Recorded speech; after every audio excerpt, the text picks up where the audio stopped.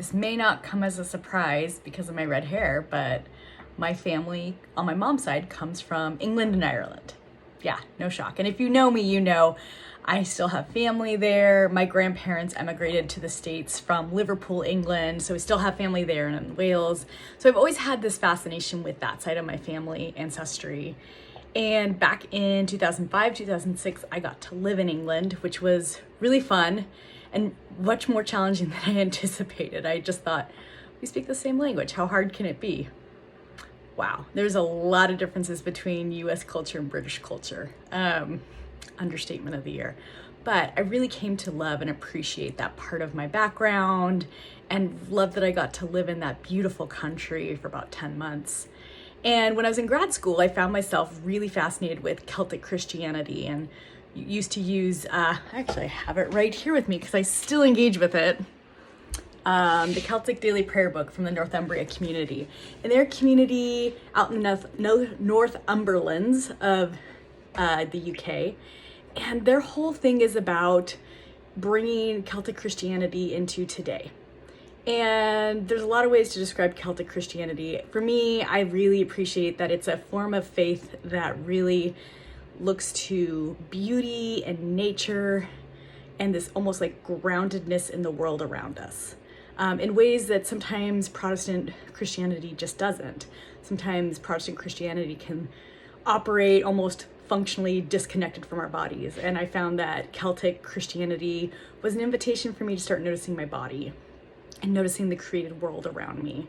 So I've engaged with their prayers for years. I got to visit the Northumbria community back in 2012 when I was on a research trip and just have been enchanted and just enraptured by this form of theology and this practice of theology, I'll even say.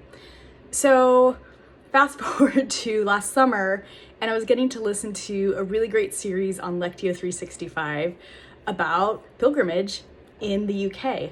And Pete Greig was doing a walk from the island of Iona to the island of Lindisfarne. And when I heard that, and kind of my pilgrimage brain went, can people walk that pilgrimage? The route isn't fully developed that whole way, so you would need like some support vehicles. But right at the end, there's a well-established way called St. Cuthbert's Way that is about 60 miles that takes you to the island of Lindisfarne. And island of Lindisfarne is, along with Iona, are like the two big holy sites from Celtic Christianity. So these were communities where brothers lived, and they often are known for places of creativity. You'll hear about some of the illuminated manuscripts that are produced from those communities, the Lindisfarne Gospels, the Book of Kells. I actually have past my printer here. This is from the Lindisfarne Gospels, and it's from the book of John. But I just thought, wouldn't that be interesting to walk to Lindisfarne, like to do pilgrimage there?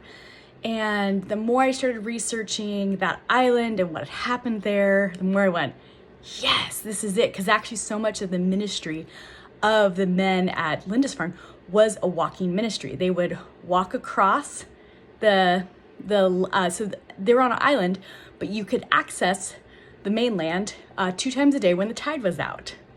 So they'd walk across the sand and they would walk and just talk to their neighbors, and they'd talk about their faith.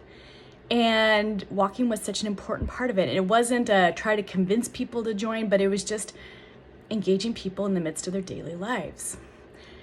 And so when I heard that the only way to access the island is those 2 times a day when the tide is out, I went, oh my gosh, I think this needs to happen. So this is why I decided to create this experience on St. Cuthbert's Way next year.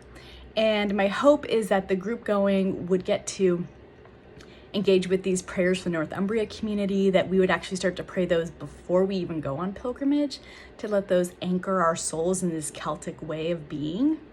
But also that we would get to really be in the land and see what is happening in England, to notice how the Spirit of God is working and moving, and to be together and to share that experience, and to really get it connected to nature, which is such a big part of Celtic spirituality. So I'm going on for a while. Let me stop, but if you are interested, have some curiosity in joining me on this adventure next summer in July 2024, send me a message. I'd love to talk more.